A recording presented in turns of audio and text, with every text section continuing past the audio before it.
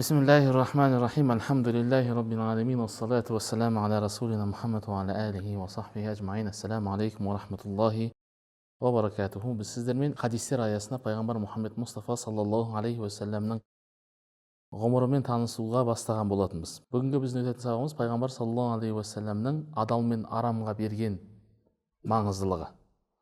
Адал мен арамды ажыратудағы бізге көрсеткен жолы, адалды табуға ұмтылғандығы, арамнан аулақ болғандығы, күмәнді нәрселерге жоламағандығы секілді тақырыпқа тоқталатын боламыз. Бұл мұсылманның өмірінде өте маңызды дүние. Малды адалынан жұмсап, оны Алланың разылығына жұмсау деген үлкен бір іс. Әсіресе қазір біздің заманымызда бұл өте қиын шаруалардың бірі болып кетті.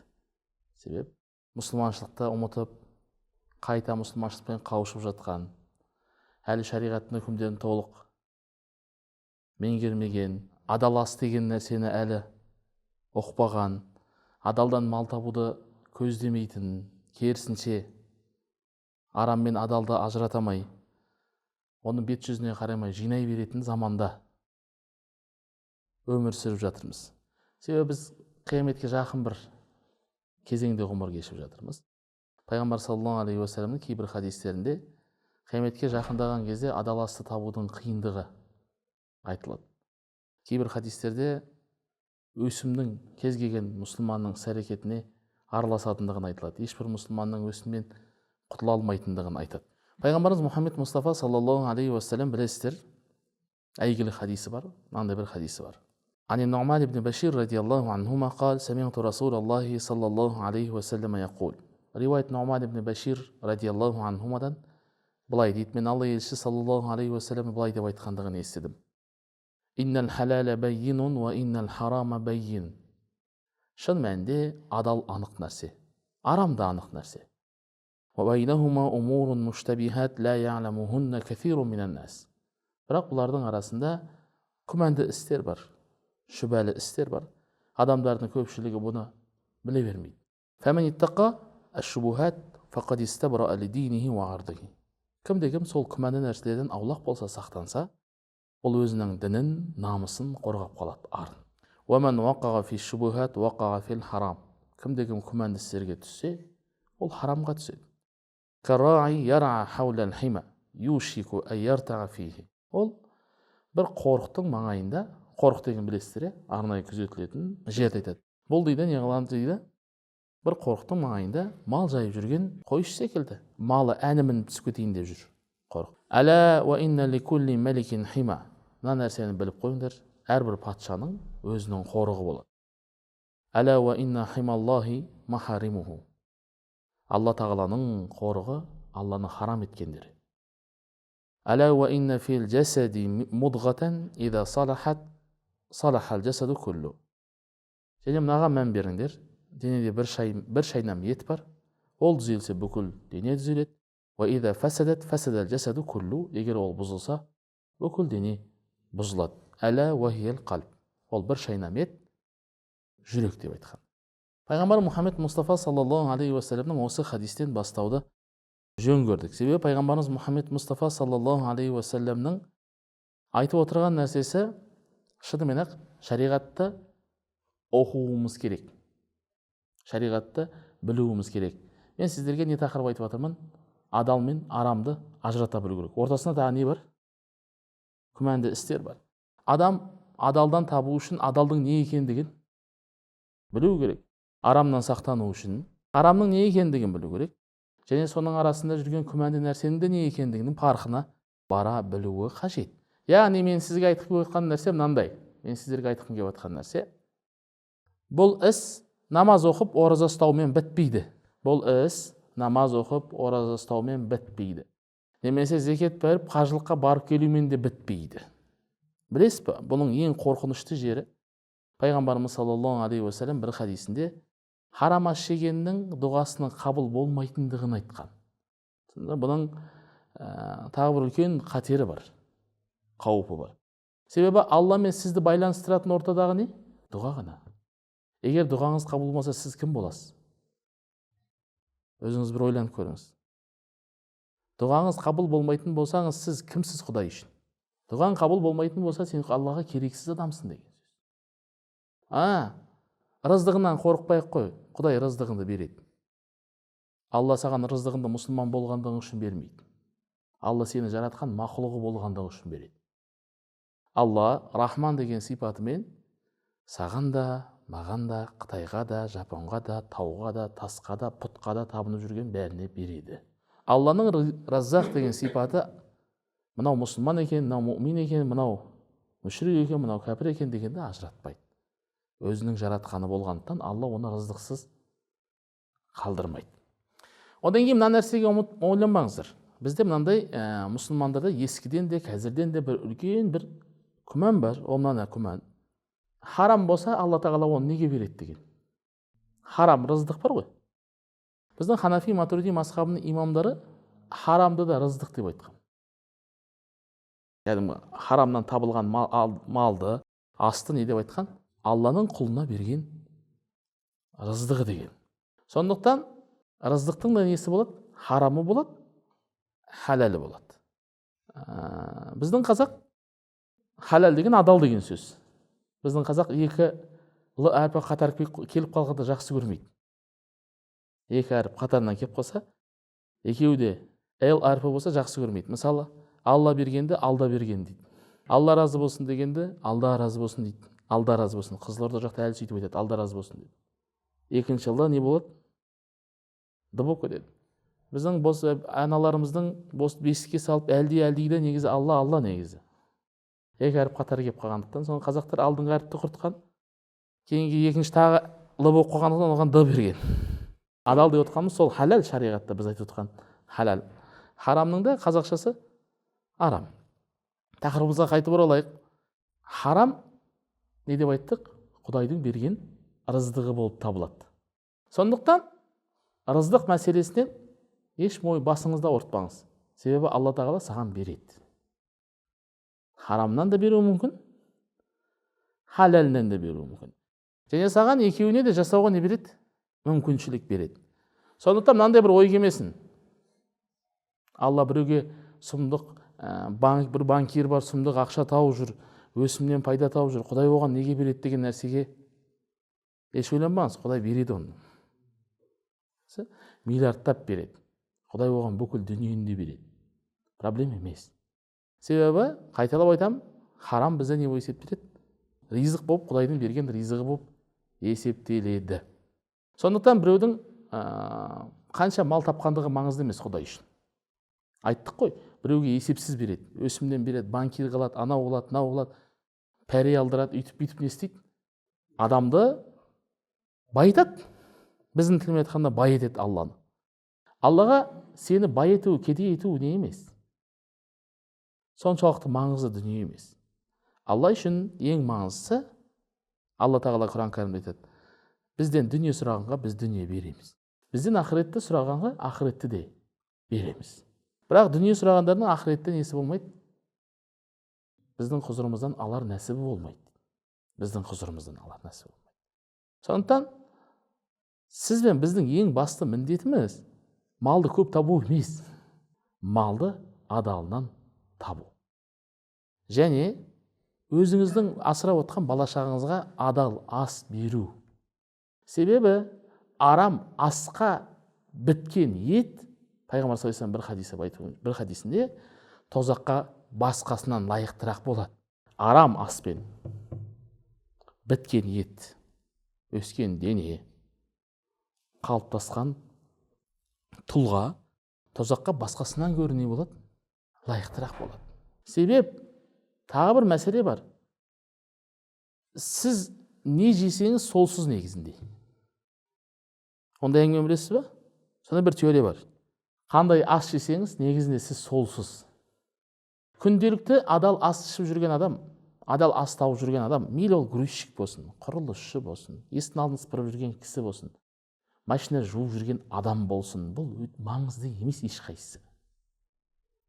Ешқайсысы маңызды емес. Маңыздысы сенің адалдан ас тапқандығың. Және бала-шағаңа адал ас тауып бергендігің. Адал ас жеп өскен бала тақуа болады. сізге пайдасы тиетін, сіздің айтқаныңызды тыңдайтын бала болады. Ол адамда қанағат деген болады. Құдайдан қорқу деген болады, тақуалық деген болады.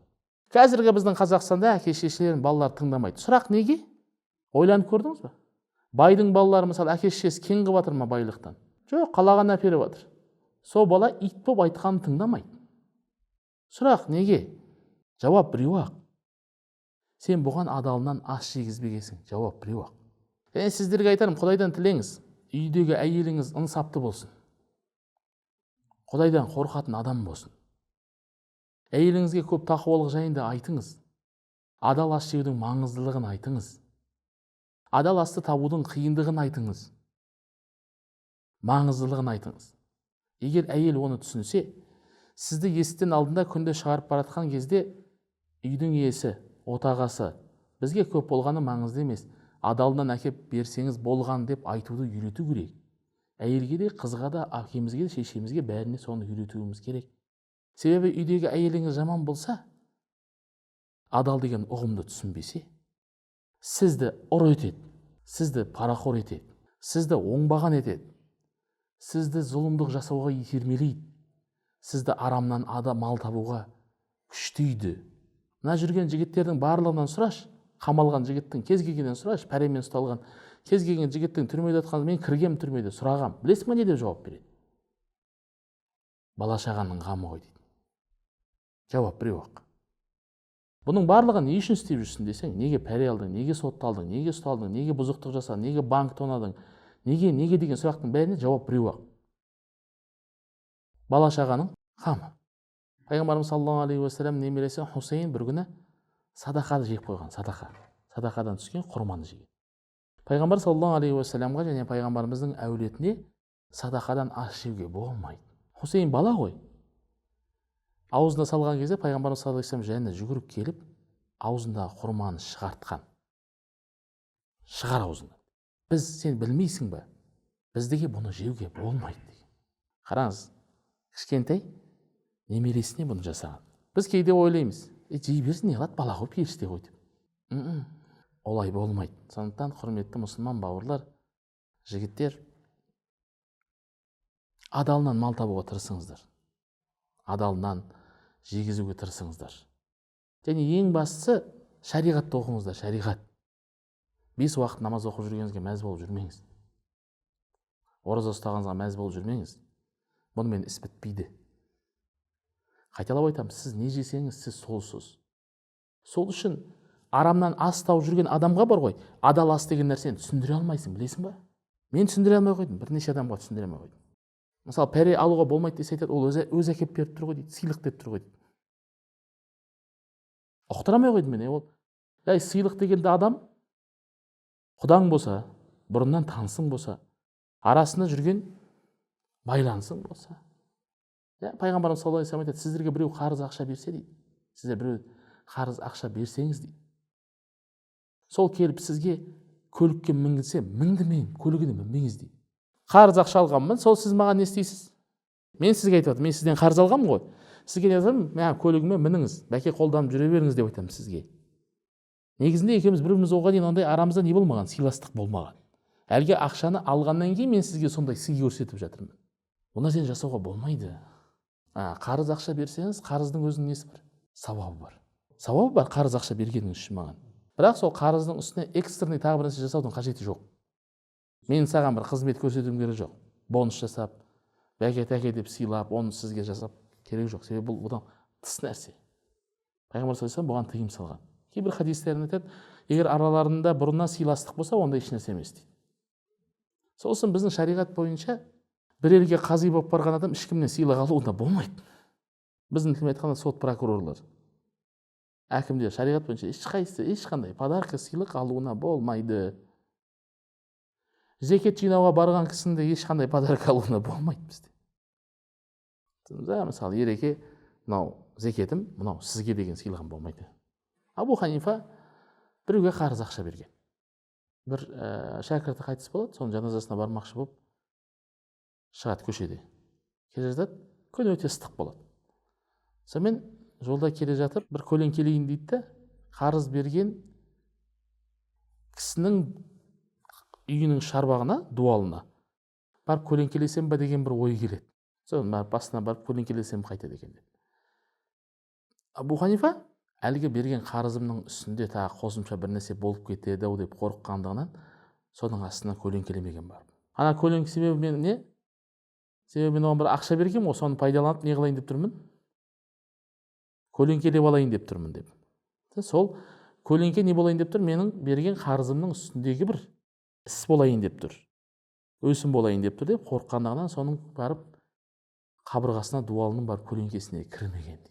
Біз не айтып жатырмыз? Сәл миымызға келіңкіремейді, сәл кішкене қиындау бұл адамдар түсіну кішкене. Ибрахим ибн Адхам деген әулие болған атақты.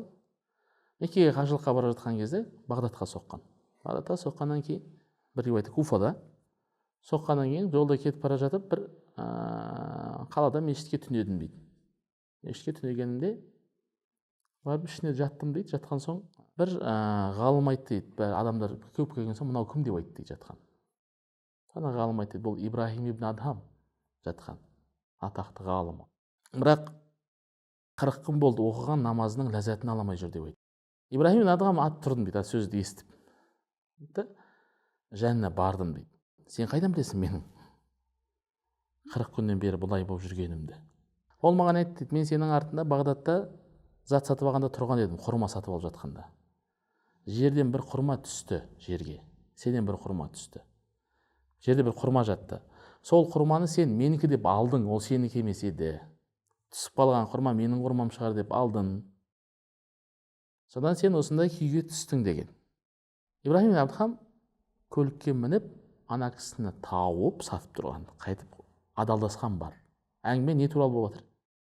Бір құрма туралы болып жатыр, бір құрма туралы болып жатыр әңгіме. Сол үшін сіз бен біз оқыған намаздан ләззат алмаймыз. Оқыған намаздан ешқандай хушу, худо деген нәрселер бар. Намазда болуы керек болған, намазда талап етілген Алланың ұлылығын сезіну секілді нәрселер біздің намазымызда жоқ. Жауап дайын. Неге жоқ десең, жауап дайын. Неге жоқ деп айтсаңыз, жауабы дайын. Біздің ғалымдарымыз сәл күмән тудырған үшін ас жемейтін болған. Мәселен, имам Науи рахимахулла Шамның жері Дамаск қаласы уақып па, уақып емес па деген бір әңгіме бар. Ихтилаф бар ғалымдардың арасында. Сол уақып болып қалуы мүмкін деген күмән болғандықтан бұл кісі Дамасктың базарынан сатып ешнәрсе жемеген. Қорыққандықтан әкесі Науа деген жерден бірнеше шақырым жерден таситын болған. Жейтін азығын ана мынаусын барлығын түгел. Бұл өте маңызды нәрсе. Сұлтан Сүлеймен 100 мың әскермен Европаға барады. Жолда кетіп бара жатқанда түнде әскердің бір бөлігі бір шаруаның егінін таптап кетеді. Атты әскер. Оның ішінде мініп келе жатқан аты бар, және жетекте өргенде тағы бір екі ат бар, жетекте келе жатқан. Яғни 100 мың атты әскер деген сөз, тағы да 100 мың әшейін жүр мінетін. Әскердің бір бөлігі нені басқан? Түнде бір шаруаның егінін басқан. Содан шаруа Сұлтан Сүлейменді іздеп келген. Содан Сұлтан Сүлеймен айтқан, кеше түнде сенің әскерінің бір бөлігі менің егінімді басып кетіпті. Ол егін менің адал еңбегім. Бала шағама тауып беріп отқан адал асым. Сен бұның шығынын төле. Сұлтан Сүлеймен күлген дейді. Сен білесің ба кіммен сөйлесіп тұрғанды? Мен Сұлтан Сәлімнің ұлы Сұлтан Сүлейменмін.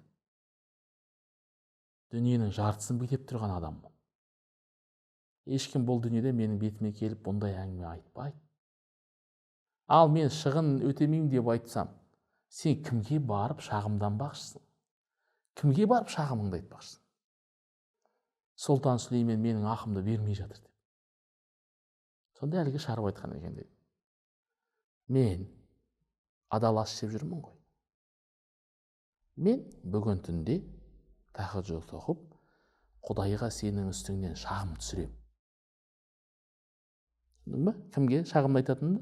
Сұлтан Сүлеймен атынан түсіп не деген екен? Сен өйтіп шағым түсірме. Бізден бір айып кетті, бізден бір айып болды. Сенің шығыныңды өтейік деген. Сөйтіп шығынын өтеткен. Кейін бас қолбасшыны шақыртып алып, ана әскерді табыңдар деген. әскердің бөлігі, жасақты табыңдар. Түнде әлгі шаруаның егісін басып кеткен жер. Оны тапқан, әскер тапқан, қай әскер екендігін, қай әскердің бөлігі екенін тапқан, жасақты тапқан. Дереу сендер қайтасыңдар деген. Себебі біз бір Құдайдың разылығы үшін келе жатырмыз. Шариғатқа сай жүріп келе жатырмыз. Сендер шариғатқа сай іс жасамадыңдар. Сендер Алланың жолында шәһид болу деген мәртебеден айырылдыңдар, боссыңдар, қайтыңдар деп қайтарып жүрген. Сондықтан бұның бір қуантарлық тұсы, адал ас жесеңіз, адалдан мал тапсаңыз, сіздің дұғаңыз қабыл болады. Жаңа шаруа секілді сіз де айта аласыз кімге шағым жасайтыныңызды. Кімнің барып есігін қағатындығыңызды білесіз. Кімге барып шағым жасайтындығыңызды білесіз. Және сіздің дұғаңыздың қабыл болатындығы не жоқ, ешқандай күмән жоқ екен. Кейін мына нәрседе біздің тағы бір мұсылмандардың тағы бір кемшілігі, біз адалдың аясы тар деп ойлаймыз. Негізінде адалдың аясы, құрметті бауырлар, өте кең. Бар айыбы біз білмейміз. Алланың бізге харам еткен нәрселер санаулы. Жейтіннің ішінде не? Шошқа, арам өлген мал, Алла үшін сойылмаған мал, пұтқа басқа нәрсеге сойылған мал. Кейін есек, бұдан басқасының барлығы түгел Құдай есігі ашық қой. Сусында не? Мас қылатындар ғана. Одан басқасының бәрі суға кіріңіз. Сұмдық қой, судың түр-түрі бар. Біз проблемамыз, біз мұсылмандар өзіміздің дінімізді көрсете алмаймыз. Дініміздің аясы кең екендігін айта алмаймыз. Менің ағаларым айтады, ауылға барып уағыз айтсам, алғаш рет барып айтқан кезде айтатын маған: сен деді жалпы өзі не болады? Сен отыра беріп тек неден бастай бересің ғой? Харам деп бастай бересің сен. Бүкіл әңгімең осындай. Сен бізге бір нәрсе айтшы, адалы қайсы деп. Мен кейін түсіндім бұны, кейін парқына бардық. Біз мұсылмандар адалдың аясының кең екендігін көрсете алмайды екенбіз. Құдайдың бізге берген нығметтерінің шексіз екендігін, Құдайдың барлығын бұл нәрсені беріп жатқанын біз үшін, біздің қызметімізге беріп жатқандығын не қыла алмаймыз? Түсіне алмаймыз. Сондықтан бұған не керек деп айттым? Білім керек. Арамдар өзі санаулы.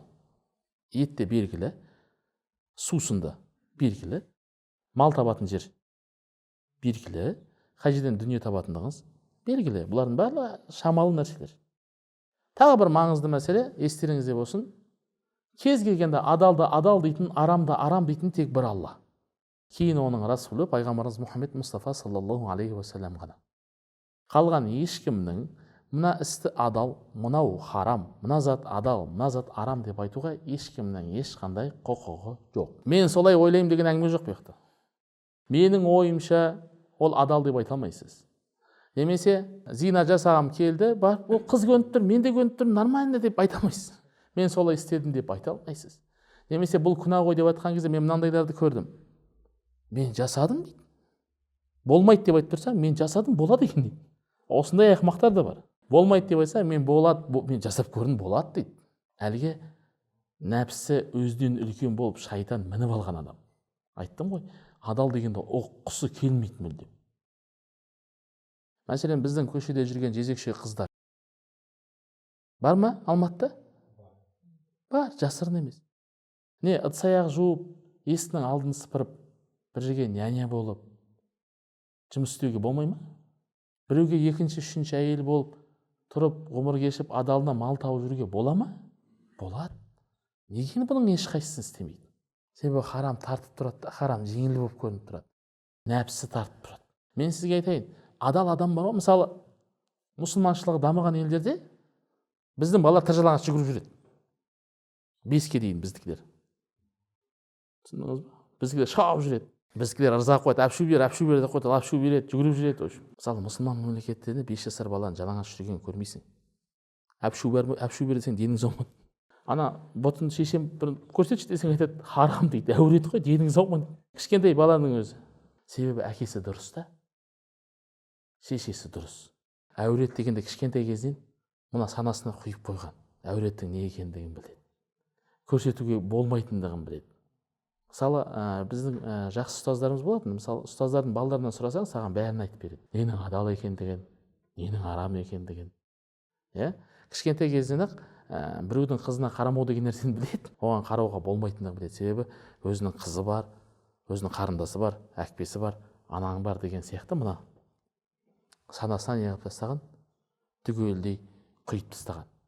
Одан кейін құрметті мұсылман бауырлар, біз өзіміздің өсіріп отқан бала шағамызға мынау адал, мына арам деп үйретпейінше мына мемлекет дамымайды, өспейді, өркендемейді, дамымайды. Қайда барсаң онда бар. Себеп жүрегінде иман болмаған, адал мен арамды ажыратпаған адамнан пайда шықпайды. Бұл қазаққа пайдасы тимейді.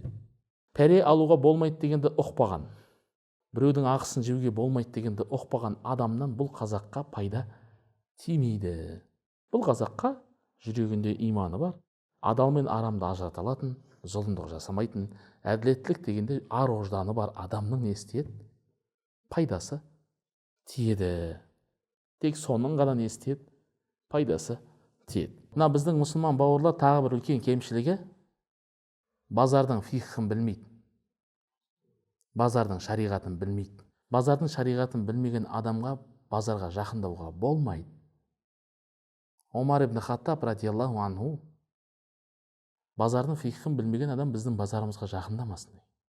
Сауданың өзінің шариғаты бар, сауда саттықтың өзінің бірнеше түрі бар.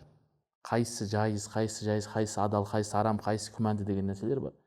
Бұның барлығын ажырата алмайсыз, саудаға түсуге болмайды. Мен аса Оралда мына нәрсені көрдім. Менің бір бауырым бар, бір машина сатып алайын деп отыр да.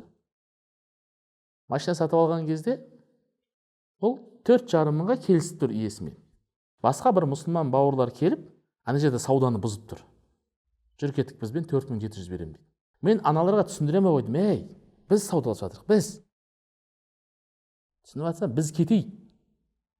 Алмайым деп айтсаң, сондан кейін келіп аралас. Біз аукционда тұрған жоқпыз, Ұқсай сен. Анау білесің бе бізге не дейді? Кешке 6-та жайықтың жағасына келіп сөйлесеміз дейді. Мен айтамын, сен денің сау ма? Сен аузында Алласы бар, күнде 5 уақыт намазы бар. Пайғамбарым Мұхаммед деп жүрген адамсың ғой, сен не айтып жүрсің? Мен хадис айтып тұрсам айтады, Аллаху алям ондай хадис бар дейді. Мен айтамын, көке, қой. Ұят болады, мен бұл машинаны алмай кетсем де ұят болады. Құрсын, мына нәрсені жасамашы. Жолдас балам отыр. Бізге не қалып отыр? Сен бізге кездесетін жер ұйымдастырып отыр. Кешке кел, кімді ертіп келсең, оны келіп сөйлесеміз деп. Қойсай, біз сауда жасап тұрмыз. Біз бұған келісіп тұрмыз. Пайғамбарымыз саллаллаху алейхи уассалам dedi, сендердің араларынан біреу бауырының барып саудасының үстіне сауда жасамасын. Сендердің араларынан ешкім біреу қызға құда түсіп жатса, о қыздың үстіне барып не қылмаңдар? Құда түспей барып үстіне. Бұл харам. Сондықтан біздің негізгі қозғап отқан тақырыбымыз сіздің адалдан мал табуға күш салуыңыз, адал ас жегізуіңіз, осылайша өзіңіздің және бала шағаңыздың тозақтың отынан құтқарып қалғандығыңыз. Себебі Алла тағала Құран кәрімде дейді, ей иман келтіргендер, өздеріңді және бала шағаларыңды тозақ отынан сақтаңдар дейді.